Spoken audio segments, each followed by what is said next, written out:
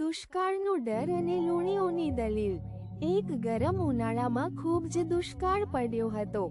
ખેતરો સુકાઈ ગયા હતા અને તળાવો પણ ખાલી થઈ ગયા હતા। એ સમયે એક નાનકડું ઉંદર અને તેની લૂણી મિત્રો દુઃખી થઈ ગયા।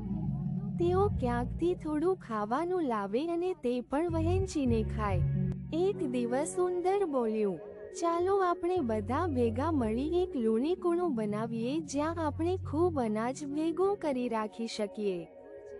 બધા લૂણીઓ માની ગયા અને એક ખાલી મકાનમાં ભંડાર બનાવવાનું શરૂ કર્યું।